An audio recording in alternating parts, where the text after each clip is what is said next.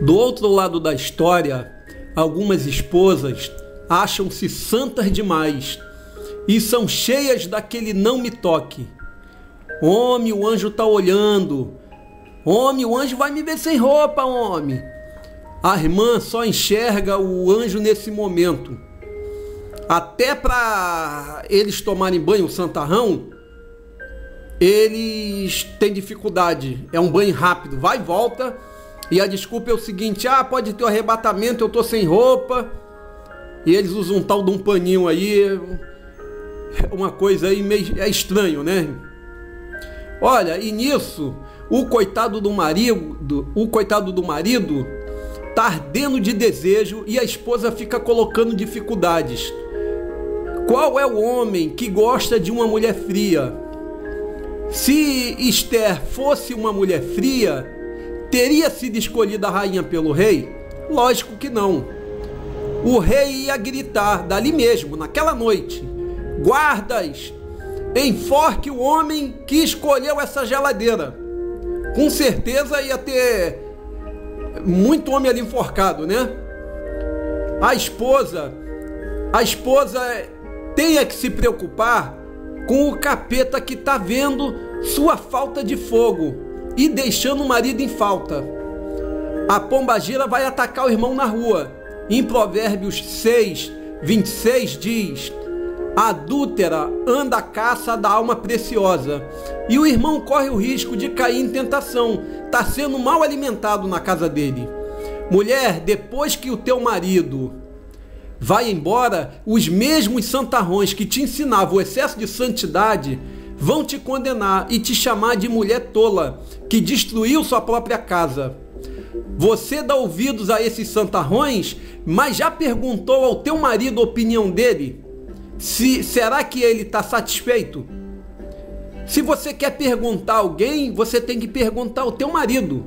Tem que perguntar a ele, porque ele é o homem que convive contigo. É ele que vai ficar pelo resto da vida dele contigo, né? Dividir a casa, a tua cama, vai dividir tudo contigo, né? É ele quem tem que te responder. Em 1 Timóteo 4, 2, 3 diz que iriam aparecer homens proibindo o casamento. Então, cuidado com o santarrão, né? Na tua casa, você tem que ser o manancial do teu marido. Você é a fonte de prazer carnal dele. Ou você acha que ele deve procurar a fonte em outro lugar? Se o marido está de fogo, se veste de bombeira e apaga o fogo do irmão. Porque é tua obrigação. Foi você quem casou-se com ele. Olha, não fica se segurando por causa dos conselhos dos santarrões. A mulher sábia deixa seu marido feliz. Isso é o certo. Deixa, irmã, faz a festa. Faz a festa, deixa a festa rolar. Tem grandes reclamações que eu já escutei assim de marido, né? A respeito da mulher amigada. A mulher amigada, muitas igrejas condenam esse tipo de relação, né? Eles acham que é um papel que vai dizer que a mulher é casada ou não, né? Mas se você olhar pela Bíblia, tem que ter a conjunção carnal, né? Para ser aceito assim o casamento, né? Eu não sei se você sabe que é lei que se um casal casou e não manteve relação sexual, um das duas partes pode pedir anulação desse casamento, porque não houve a relação, então não se concretizou o casamento, que é os dois se tornarem uma só carne, né? Mas vamos lá, muitas mulheres que são amigadas, elas querem que elas falam: eu queria tomar Santa Ceia, eu queria me batizar. Tem igreja que não batiza e não deixa tomar Santa Ceia, né? Por ser amigada. E o que acontece? Elas, quando chega para o marido, fala para o marido: olha, eu queria casar. Aí o marido deve esperar, né? Achando que ela vai dizer: eu quero porque eu te amo, porque tu é meu príncipe, é a minha vida, eu quero estar sempre ao teu lado até a morte, essas coisas todas que a gente já sabe. Só que ao invés da mulher falar nisso, o marido, mas por que a gente já está tantos anos assim? Aí vem a abençoada e fala: ah, é porque eu quero tomar Santa Ceia. Ah, é porque eu quero me batizar e eu não posso. Ah, é porque o pastor falou que eu tenho que casar. Ora, quer dizer, a mulher quer casar por isso. Agora, por ela amar o marido, ela não fala isso pro camarada que quer casar por causa disso, porque ama o tal, né? Então, irmão ou irmã, o camarada, a pessoa que vive contigo, é normal ela ficar aborrecido. Vai ficar aborrecido. Pô, quer dizer que esses anos todos a mulher decidiu agora querer casar só porque o pastor falou, né? E aí vem mais. E tem mais ainda. O que acontece? Tem mulheres que vão para a igreja, obedecem o pastor, que o pastor falar é lei para elas. Elas fazem. Mas se o marido chegar em casa e falar para ela alguma coisa, ela não vai obedecer, não quer. Não obedece o marido em casa, mas quer obedecer o pastor na igreja. Aí o que acontece? Como é que fica a situação do marido? Fica como um homem assim, desmoralizado. A verdade é essa. Pô, quer dizer, o cara tem uma mulher. Pô, minha mulher obedece a outro homem, pastor é um homem também. Quer dizer, obedece a um estranho que não convive com ela, mas a ele não quer obedecer. Quer dizer, o marido paga as contas dela, o marido bota comida dentro de casa, compra roupa, leva a mulher para cima e para baixo quando está doente. Quer dizer, para isso tudo o marido serve. Agora, quando o marido pede alguma coisa para ela, faz isso, não sei o que, não vou fazer não. É rebelde, entendeu? E acha que o marido tem que casar com ela para ela poder se batizar, entendeu? Eu lembro de uma situação que eu perguntei para uma menina assim, ela é casada, né? Aí eu falei: olha, se o teu pastor te der uma ordem e vamos para a igreja domingo, mulher, todo mundo tem que estar na igreja domingo, um exemplo. Foi essa pergunta que eu fiz. E o teu marido disser: mulher, eu quero sair contigo domingo à noite. Entendeu? Os dois são da igreja, né? Frequenta a igreja junto e tal. E o marido: eu quero sair contigo domingo à noite. Vamos passear e tal, não sei o quê. Aí eu pergunto, até para você que está me escutando, quem você obedece? O teu pastor ou o teu marido? Se coloca na situação, né? Porque aconteceu isso. Quando eu fiz a pergunta para essa mulher, ela, para tentar fugir da pergunta, ela obedece o homem de Deus. Eu falei: então teu marido é do diabo, porque os dois caminham junto. E ela diz que obedece o homem de Deus. Quem é o homem de Deus? Quem é de Deus e quem é do diabo? O pastor é do diabo ou o marido é do diabo? Eu entendi que ela quis dizer que o homem de Deus é o pastor. Então por isso que eu falei: então teu marido é do diabo, não é de Deus. Aí ela ficou sem resposta. Mas houve um caso assim uma vez que o pau quebrou. A mulher queria ir na igreja domingo à noite e o marido chamou ela para sair. Era aniversário de casamento dos dois. A mulher se recusou e falou: não, eu não quero, eu quero ir para a igreja. Aí o pau quebrou lá naquela casa. Sabe o que aconteceu? Não foi, nem saiu, nem foi para a igreja. O pau ficou quebrando dentro de casa. Conclusão: passou-se esse dia. Quando foi no dia seguinte, a pessoa foi na igreja e tal.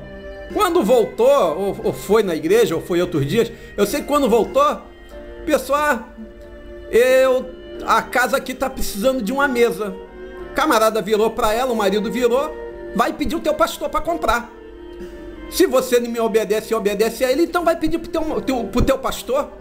Se eu não sirvo para pagar tuas contas, só sirvo para pagar tuas contas e não sirvo para você me obedecer, então vai pedir a ele. Vai lá, pede a ele lá.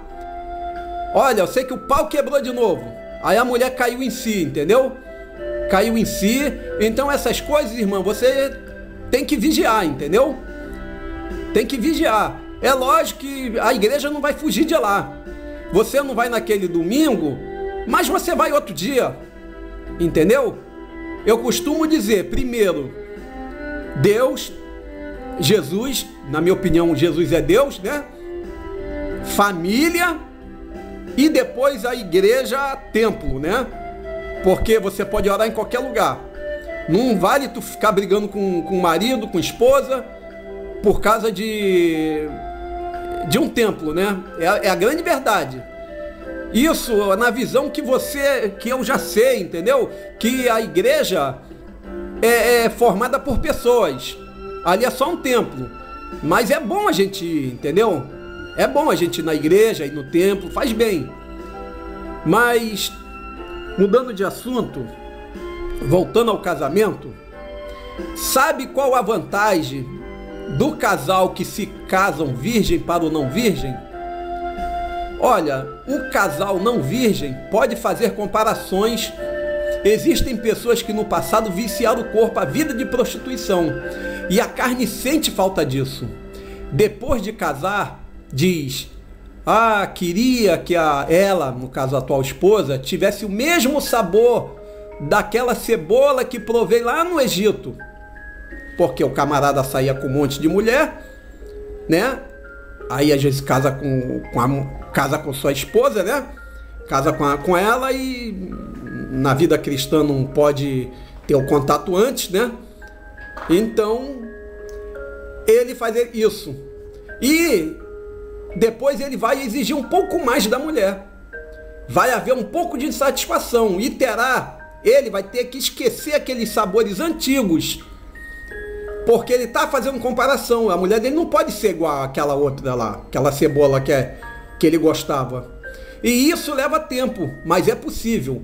Pois a importância do casamento virgem, por isso, né, no caso, a importância do casamento virgem de ambas as partes. O casal virgem, ele não vai fazer essas comparações, pois não provaram as cebolas do Egito. E você é uma nova criatura em Jesus Cristo. Está vivendo um novo nascimento. E isso vai passar. Quando vocês casam, um dos dois tem menos fogo que o outro. Às vezes é a mesma coisa também, mas isso pode ser igualado. O que tem mais fogo vai ter que compreender e baixar um pouco, enquanto que o outro que tem menos fogo tem que se esforçar um pouco mais. Um vai se esforçar para mais e outro vai se esforçar para menos. Assim nivelando com o desejo do parceiro, né? A tua parceira também tem que te ajudar.